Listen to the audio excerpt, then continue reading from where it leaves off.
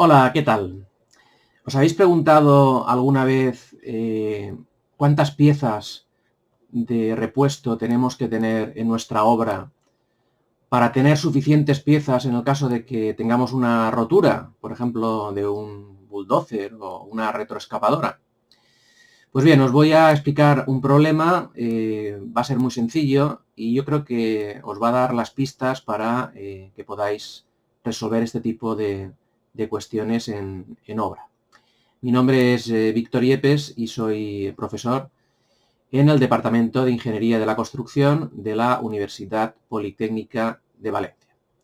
Bueno, pues vamos a empezar.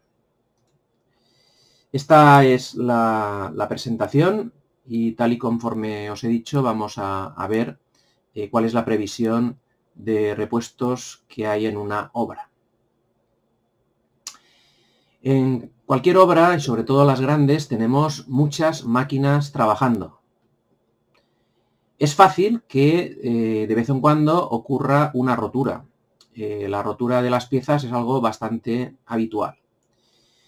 Y el problema que tenemos es que si no tenemos suficientes repuestos, vamos a detener la producción de esta máquina, que bueno, que si es ella sola no habría demasiado problema, pero puede ser una máquina principal, como esta que tenéis aquí en la fotografía, por ejemplo, esta retroexcavadora, si se avería, pues puede acarrear que el resto de maquinaria auxiliar, como son estos dúmperes, pues al final se detengan también.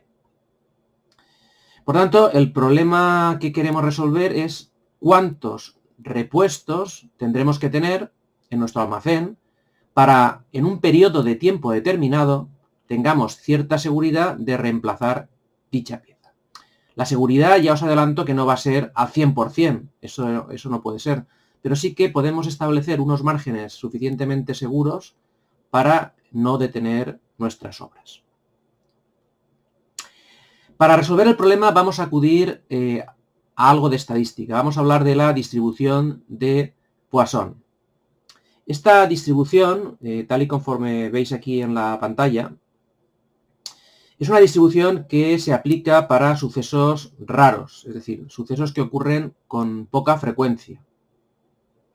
Y el resultado es una variable discreta. Una variable discreta significa sí o no, 1, 2, 3, es decir, un número natural.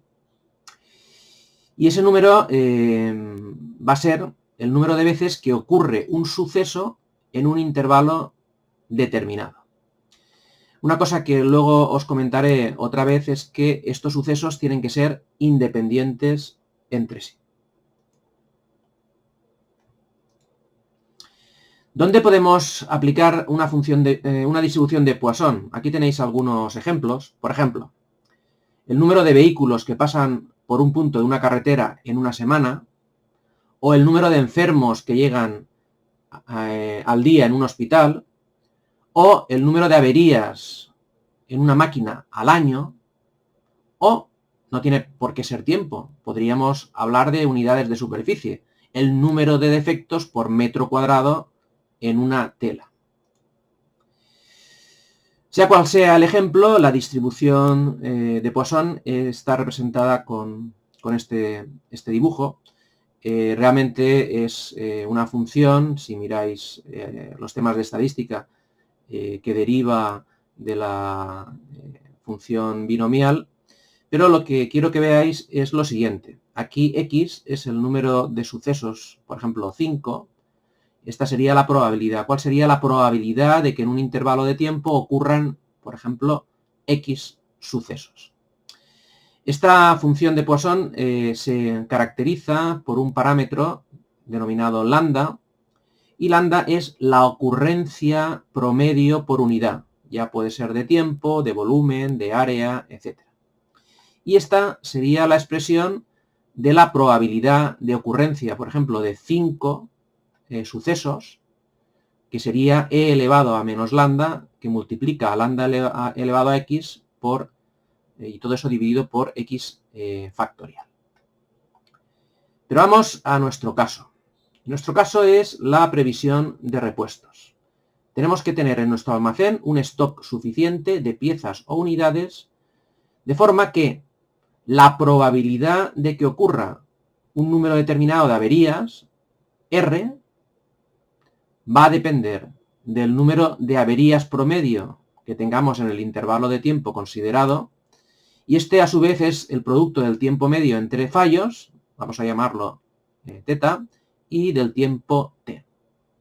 Aquí a la izquierda tenéis esta expresión, la probabilidad, por ejemplo, de que ocurran 3 averías en un periodo de tiempo t, que puede ser, por ejemplo, un año, sería e elevado a menos t, este t es el tiempo, dividido por teta, este sería el promedio que tenemos de averías por unidad de tiempo, que multiplica a ese t partido por teta elevado a r hemos dicho en este caso que eran 3 averías, partido por r factorial. Si es 3, pues sería 3 por 2 por 1.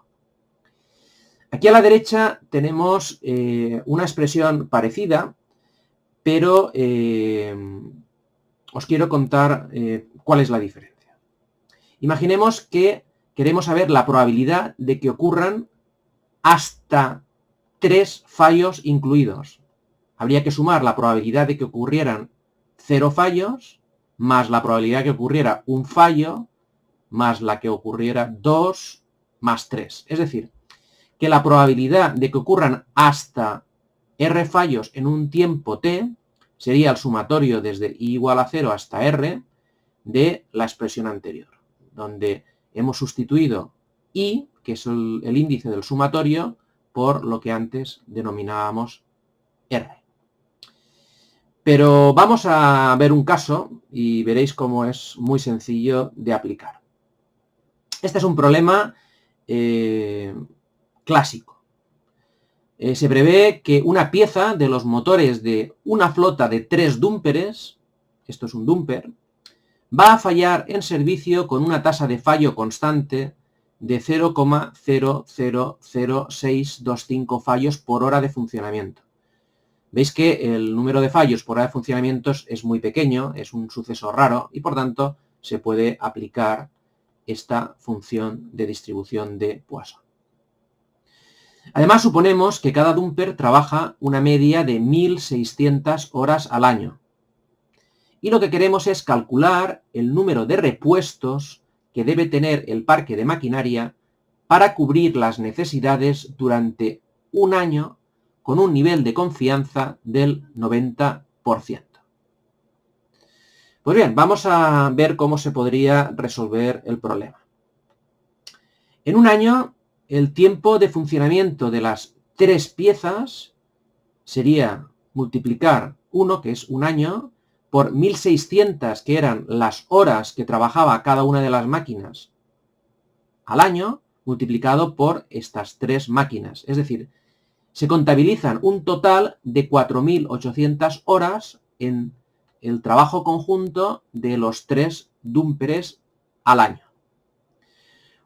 En ese periodo, ¿cuál es el número esperado de fallos? Si multiplicamos esa tasa tan pequeña de 0,000625 por 4.800, veremos que tenemos 3 fallos. Es decir, que durante un año se espera que existan 3 fallos, lo cual no quiere decir que cada fallo ocurra en una de las máquinas. Podría ocurrir que estos 3 fallos ocurriera en una, en 2 o se repartiera un fallo en cada una de las máquinas. Lo que sí que sabemos es que el total esperado es de 3.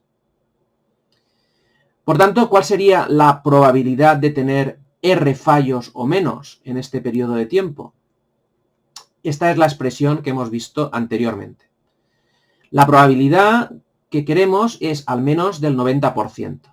Y es igual al sumatorio desde i igual a 0 hasta r, que será el número de piezas de repuesto, del exponencial, aquí tenemos el menos t partido por teta, que es esta expresión de aquí, que es 3, que multiplica a 3 elevado a este índice i partido por i factorial. Ahora lo que se trata es de ir sumando probabilidades hasta superar este 90%.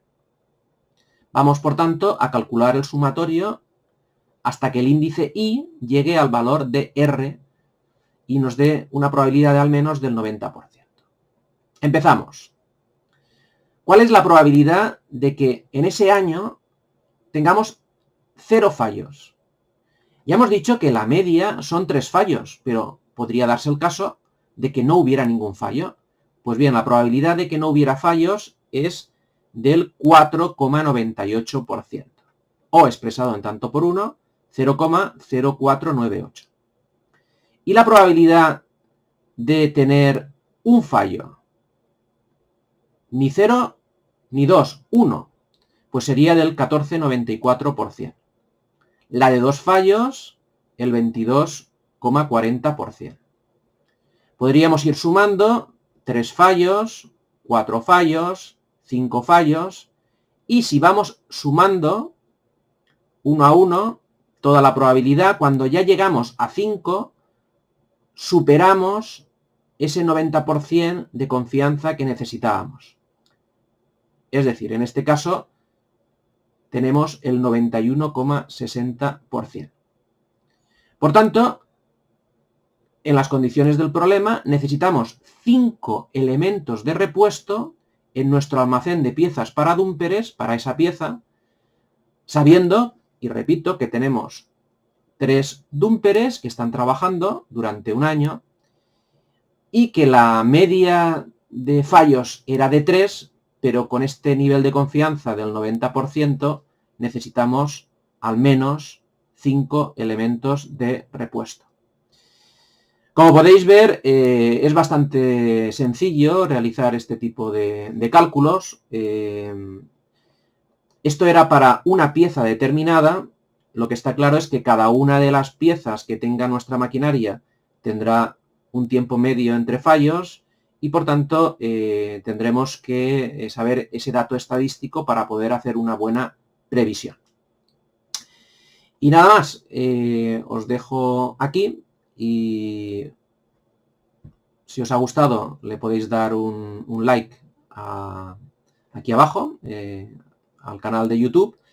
Y bueno, pues iré preparando poco a poco algún problema de estos sencillos, pero que yo creo que pueden ser de interés para aquellos de vosotros que queráis resolver problemas muy concretos que podéis tener en obra. Saludos.